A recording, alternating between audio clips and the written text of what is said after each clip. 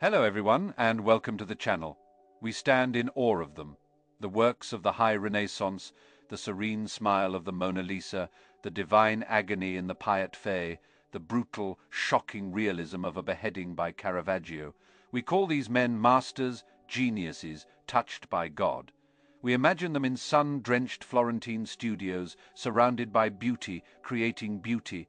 It's the story we are told, the one that hangs pristinely lit on the gallery wall, but in the shadows behind that gilded frame, a different story festers. A story of obsession, of ambition so fierce it burned away morality, a story of cold stone slabs in the dead of night, of the stench of death mingling with the smell of turpentine and oil. What if the price for capturing divine perfection? What if the hands that sculpted angels first learned their craft by dissecting devils? This isn't the story of the Renaissance you learned in school. This is the story of the bargains that were made, the lines that were crossed, and the unspeakable things the greatest artists in history did to create their immortal masterpieces. The air in the crypt was thick, colder than the Florentine night. It was a cold that clung to stone and bone, a damp, dead air that carried the sweet, sickly scent of decay. For most, this was a place of fear, of solemn reverence for the departed. But for the man working by the guttering light of a single tallow candle, it was a library, the greatest library in the world. His name was Leonardo, and he was not here to pray. His tools were laid out on a stained linen cloth, not the brushes and charcoal of an artist, but the fine-toothed saws, the gleaming scalpels, the delicate probes of a surgeon. Or, more accurately, a butcher. The subject on the makeshift table before him was a man with no name, a vagrant whose journey had ended in a ditch, his body unclaimed, sold by a corrupt hospital. But to Leonardo, he was a universe. His long, elegant fingers, the same fingers that had sketched the Virgin of the Rocks, now traced the cold, waxy skin of the corpse. He wasn't looking at the man. He was looking through him. "Where does it hide?" he would murmur to himself, his voice a low hum against the oppressive silence. The soul, the motion, that's the clean, palatable version of the story. The truth was far more obsessive, far more dangerous. The Church forbade it. This desecration of God's temple, the human body, the penalty was excommunication, a spiritual death sentence. Every night he worked was a gamble with his immortal soul, but the gamble was the very source of his power. He sliced through the skin with a practiced, steady hand. His young apprentice Francesco, who was paid handsomely to stand guard and more handsomely to keep his mouth shut, would often retch in the corner. He saw his master, this celebrated painter and inventor, peel back the layers of a human being like the petals of a flower. Leonardo would spend hours tracing the intricate lacework of nerves, marveling at the perfect architecture of the skeleton, the elegant pulley system of muscle and tendon. He wanted to know how it worked. He wanted its secrets. He was reverse engineering God. His anatomical drawings, the ones we now see as scientific marvels, were his notes from these forbidden expeditions. Look at them closely. They are filled with an unnerving vitality. The muscles seem to flex on the page. The heart seemed ready to beat. This wasn't because he was a good artist. It was because he had seen it. He had pulled on the tendons of a dead man's hand and watched the fingers curl, a ghostly, posthumous gesture. He was stealing the fire of life from the ashes of death. One night, Francesco watched as Leonardo worked on the face of an old woman, a beggar who had died of starvation. He wasn't just dissecting, he was arranging the muscles of her face, pulling at them with fine hooks, forcing her lifeless features into expression. He sketched furiously, capturing the mechanics of emotion. The Mona Lisa's smile wasn't just an artistic whim, it was the product of grim empirical research conducted on the dead. He was learning how to paint a soul by taking apart its vessel. This obsession went beyond science. It was a form of dark alchemy. The Florentine nights were thick with whispers of secret societies, of ancient... Men like Leonardo were not working in a vacuum. They were part of a new, dangerous way of thinking, one that placed man, not God, at the center of the universe. And to understand man, they believed they had to deconstruct him. Literally, the rumor was that Leonardo was part of a group known as the Arcanum Artificum Fei, the secret guild of artisans. They were not just painters and sculptors. They were anatomists, engineers, and philosophers who shared a dangerous creed that to create one must first be willing to destroy. Their sanctums were not studios but morgues and crypts. Their canvases were not just linen and wood but flesh and bone. They sought a truth so profound that the church would have burned them for it. The truth of the human machine. Leonardo's notebooks are filled with mirror. Historians say it was to protect his inventions. But the members of the Arcanum knew the truth.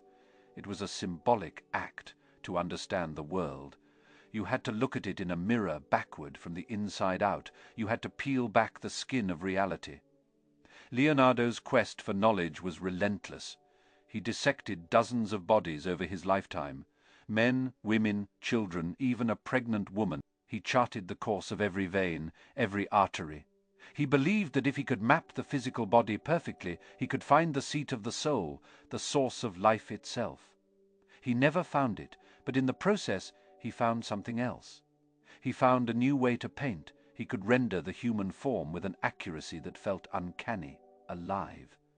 When you look at his St. Jerome in the wilderness, you don't just see an old. You see the sinews in his neck straining with piety, the clavicle pressing against the skin, the deep, hollow sockets of his eyes. You are seeing the echo of a dead man on a cold stone slab. The price for this realism was paid in stolen bodies and desecrated graves. Each masterpiece was a monument built on a foundation of sacrilege. Leonardo wasn't just painting life, he was stealing its secrets from. The shadows of the Renaissance were deep, and in Rome another master was about to engage in his own dark transaction, not with the dead, but with the heavens, and with the raging hell inside his own mind. While Leonardo was mapping the human body, another titan was wrestling with the human soul. His name was Michelangelo Buonarroti. If Leonardo was a cool, detached scientist of art, Michelangelo was a raging prophet, a man perpetually at war with his patrons, his rivals, and most of all with himself. We remember him for his divine creations, but he was known to his contemporaries as Il Terribile. The Terrible One, his fury was legendary, his pride monumental, his genius terrifying. And his greatest battle was fought on his back, 60 feet in the air, on a scaffold in the heart of Christendom. The Sistine Chapel ceiling, the official story is one of superhuman endurance. 4 years of physical agony, paint dripping into his eyes, his body contorted into knots. But the true story, the one whispered in the corridors of the Vatican, was one of spiritual warfare. "The commission is a curse," he wrote to his brother.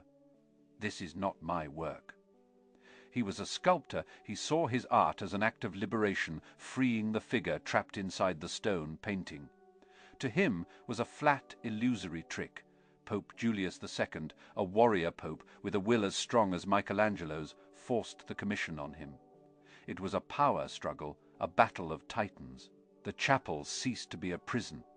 It became a crucible. He sealed himself off. For days on end he would speak to no one, eat nothing but bread and wine. He was not just painting scenes from the Bible, he was living them. The scaffold became his desert, his mountain top. Up there, alone with his visions, the world below ceased to exist. His apprentices would speak of the change in him. They would hear him shouting at the ceiling, arguing with the figures he was painting. He wasn't talking to himself. He was in conversation with the prophets, with Adam, with God himself speak. He famously commanded his statue of Moses in the Sistine Chapel. The figures spoke back. The Arcanum Artificum, the secret guild that Leonardo was rumored to belong to, had a different name for men like Michelangelo. They believed that certain artists were not just craftsmen, but conduits, channels for forces beyond mortal understanding. These forces were not always divine. The visions that flooded Michelangelo's mind were terrifying in their intensity.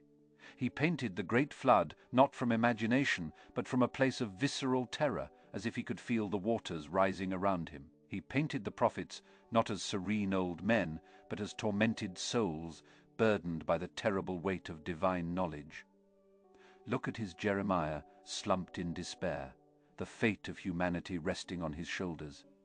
That is not a painting of a character. It is a self-portrait of an artist's soul in torment. This torment was the source of his power. He believed that his art was a penance, an act of self-flagellation on a colossal scale. But there was a darker side to this pursuit. The Arcanum taught that all knowledge had a price.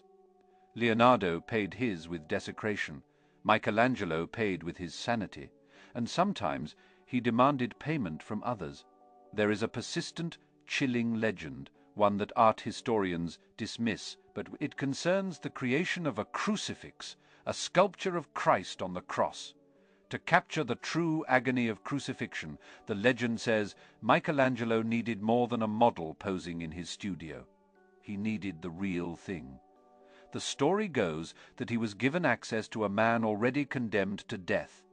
In a locked room, Michelangelo directed the man to be tied to a cross. He sketched. He modeled in clay as the man's life slowly, agonizingly ebbed away. He studied the sag of the muscles, the arch of the tormented spine, the final shuddering breath as the lungs collapsed. He was capturing the precise moment of passage from life to death. Whether this story is true or not is almost irrelevant. The fact that it was told, that it was believed, reveals a terrifying truth about how they saw a man so consumed by his art that he was capable of anything, a man who would watch another die to ensure the anatomical correctness of his sculpture. This pursuit of a terrible visceral truth is the hallmark of the Arcanum's teachings. Art is not an imitation of life, their creed allegedly went. It is a vivisection of it. His rivalry with the younger, more amiable, it was a clash of universes. Raphael painted beauty, harmony, grace. His figures are serene, bathed in a gentle, divine light. Michelangelo painted struggle, power, and a terrifying, raw humanity. His figures are titans of muscle and emotion bursting from their painted reality. It was the difference between the artist who paints a beautiful dream. When the Sistine Chapel was finally unveiled, it shattered the world of art. It was too much, too powerful. The figures were too real, too human. The Last Judgment, painted decades later, was even more shocking.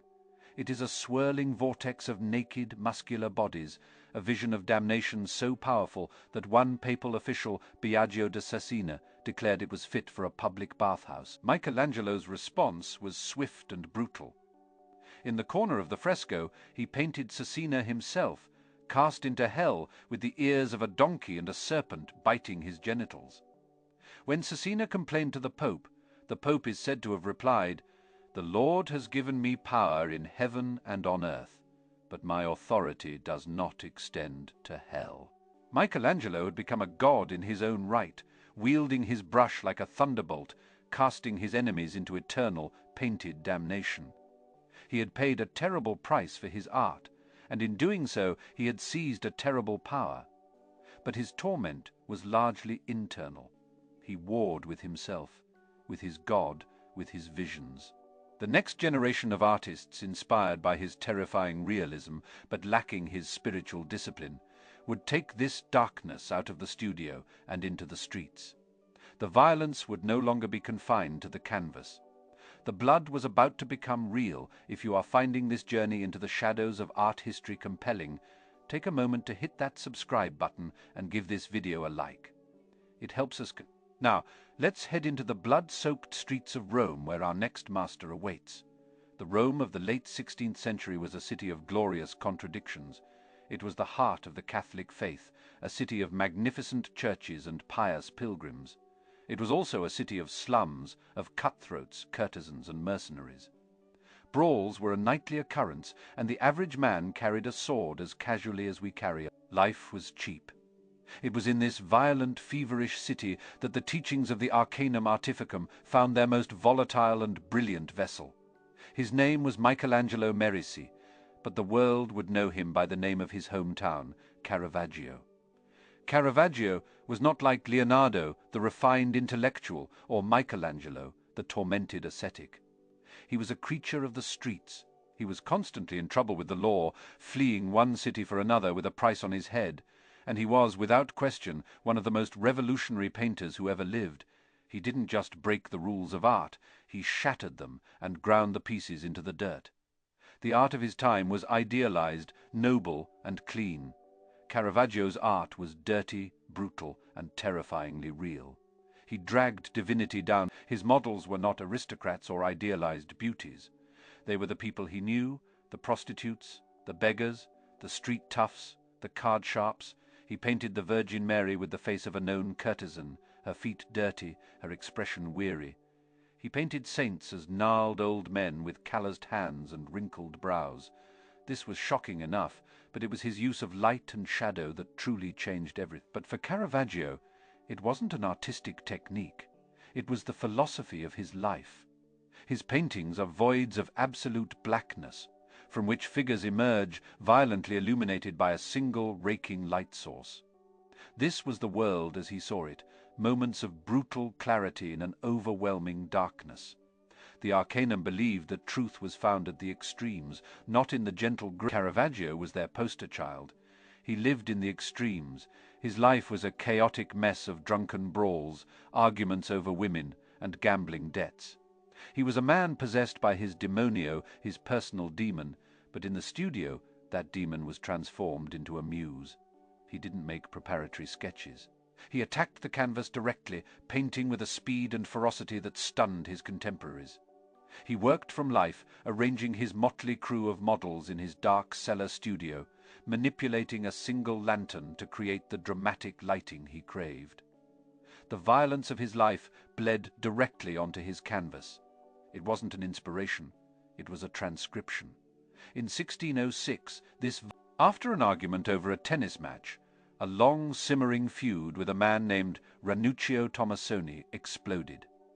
Swords were drawn in the ensuing duel. Caravaggio was wounded, but he delivered a fatal blow to Tomassoni. He was now a murderer. With a death warrant issued by the Pope himself, he fled Rome. But here is where the story takes its darkest turn. Caravaggio, his art becomes his confession, his penance, and his curse. Look at his painting, David with the head of Goliath. Created during this period of exile, it is one of a handful of true self-portraits. But he is not David, the heroic victor. He is Goliath. It is his own severed head, his face contorted in a silent scream, that David holds aloft. He is both the slayer and the slain, the executioner and the condemned. This is not allegory. This is a raw psychological self-evisceration. The Arcanum taught that an artist must be willing to sacrifice everything for their work. Caravaggio sacrificed his own image, casting himself as the monster. There are rumors, dark whispers from his time on the run in Naples and Malta, that his work became even more literal. A story circulated that, to capture the perfect expression of terror for his painting, the beheading of St. John the Baptist, he arranged for a condemned prisoner to be brought to him. Just as Michelangelo was said to have watched a crucifixion, Caravaggio was rumored to have witnessed a beheading, sketching furiously as the executioner's sword fell. We see the result on the canvas. It is a masterpiece of brutal, unsentimental violence.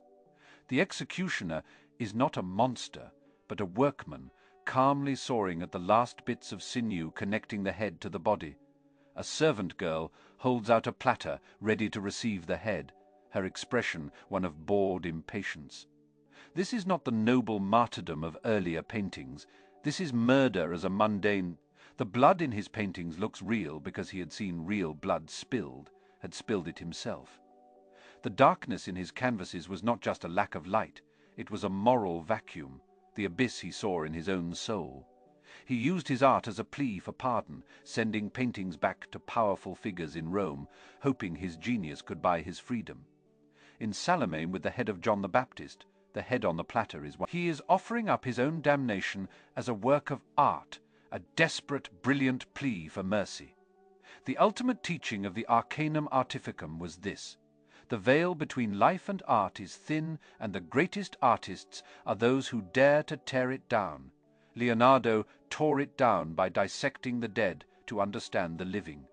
Michelangelo tore it down by wrestling with angels and demons. He lived the violence, the despair, and the fleeting moments of grace that he painted. His masterpieces are not just paintings, they are affidavits, witness statements from the darkest corners of the human experience. He died under mysterious circumstances at the age of 38, waiting for a pardon that came just a few days too late. He died as he lived, in a fever of violence and shadow, but he left behind. He showed the world that beauty could be found in the gutter, that divinity could be found in the sinner, and that the most profound art is often born from the most profound pain. The three masters, Leonardo, Michelangelo, Caravaggio, each a giant, each a legend. But their stories, when woven together, reveal a disturbing pattern, a relentless pursuit, a willingness to cross any line, break any taboo for the sake of their art. Was it just individual obsession, or was there a unifying thread, a secret philosophy that connected them? This brings us back to the shadow organization we've mentioned, the Arcanum Artificum. Did it truly exist? There are no official records, no membership lists. Like all the most effective secret societies, it erased itself from. The Renaissance was a time when ancient texts were being rediscovered, when Greek philosophy, Roman engineering, and even Egyptian mysticism were flooding back into Europe. It was an age of Neoplatonism in Florence, where philosophers like Marsilio Ficino were attempting to merge Christian theology with pagan magic, and thought secret academies and circles were common. In this environment, is it so hard to believe that a group of artists, the most ambitious and talented of their generation, would form their own secret guild? A guild dedicated not to protecting trade secrets, but to pursuing a radical, dangerous new philosophy of creation. Let's imagine their initiation, a young apprentice not taken to a workshop, but to a hidden cellar beneath a hospital. He is not given a brush, but you cannot paint what you see, the master would tell him, until you understand how you see. Their philosophy would have been a form of artistic alchemy. They believed that just as an alchemist could transmute lead into gold, an artist could transmute the base materials of human experience, pain, fear, death, violence, into the gold of immortal beauty. But the transmutation he had to be the crucible, the vessel in which this dangerous transformation took place. This is why their lives were so extreme. Leonardo's cold intellectual detachment was his crucible. He burned away emotion to get to the pure mechanical truth of the body. Michelangelo's spiritual torment was his. He allowed himself to be broken on the rack of divine inspiration, believing his suffering. Caravaggio's violent, chaotic life was his crucible. He plunged himself into the filth and fury of the streets, and from that mud he pulled forth his dark, brilliant jewels. The Arcanum would have taught that the artist is a priest of a dark faith, the religion of realism. Their god was not the sanitized, ethereal deity of the church, but a god of flesh and blood, of sinew. To serve this god, they had to become part scientist, part sorcerer, part executioner. They had to be willing to look into the abyss. And the abyss, as Nietzsche would later say, looks back. You can see it in their art. Look at Leonardo's The Last Supper. It is not just a serene depiction of a biblical scene. It is a study in human psychology captured with the cold precision of an anatomy. Each apostle's reaction to Christ's bombshell, "One of you will betray me," is a perfectly calculated emotional response. Leonardo wasn't painting saints. He was dissecting a moment, pinning the souls of 12 men to the wall like butterflies. Now look at Michelangelo's David. It is not the triumphant boy who has already slain the giant. Look at his brow furrowed in. Look at the veins bulging on his hand. This is David before the fight. It is a statue of pure, terrifying potential. The moment before the violence is unleashed, Michelangelo, the man of internal conflict, sculpted the anatomy of a decision, the precipice of action, and then Caravaggio's The Calling of St. Matthew. Christ is almost hidden in the shadows, his face barely visible. The divine light that illuminates the scene doesn't come from a heavenly halo, but from a grimy window like the light in a back alley tavern. Matthew the tax collector is surrounded by armed dandies counting his money. He points to himself in disbelief, as if to say, "Who? Me?" Caravaggio didn't just paint a calling. He painted the intrusion of the divine into a sordid. That was the core tenet of the Arcanum. Truth is not found in the heavens. It is found in the dirt, in the flesh, in the dark. So what is the legacy of this dark pact? The Renaissance wasn't just an explosion of beauty. It was an explosion of a dangerous idea that man could be the measure of all things. That by understanding the human body, the human mind, the human soul, we could touch the face. They were the ones who dared to look, to touch, to cut open. Their art gave us a new way of seeing ourselves, no longer as humble servants in a divine pageant, but as complex, flawed, terrifying and beautiful creatures. They gave us our humanity, in all its glory and all its horror, but they paid a price. Leonardo died old and filled with regret, convinced he had offended God and man. Michelangelo became a recluse, a bitter and lonely old man scarred by his visions. Caravaggio died a fugitive, hunted and feverish. The crucible that forged their genius also consumed them. Today we flock to museums to see their work. We stand in hushed reverence before the canvases and the marble. We see the beauty, the skill, the genius, but we don't see the ghost in the machine. We don't see the unclaimed body on Leonardo's slab. We don't hear Michelangelo's arguments with the ghosts on his ceiling. We don't smell the blood and cheap wine on Caravaggio's clothes. The dark side of the Renaissance has been cleaned up, sanitized, and sold to us as a postcard. But the truth is always there, lurking in the shadows of the chiaroscuro, in the unnerving realism of a sculpted vein, in the enigmatic smile of a woman who seems to know a terrible secret. The masterpieces of the Renaissance are not just beautiful objects, they are crime scenes. They are records of obsession, testaments to sacrifice, and monuments to the terrifying, glorious, and often unspeakable lengths we will go to in the pursuit of immortality. The next time you stand before one, look closer. Look past the beauty and see the price that was paid. All right, that is all for today's video. If you enjoyed it, please subscribe and give it a like to support us.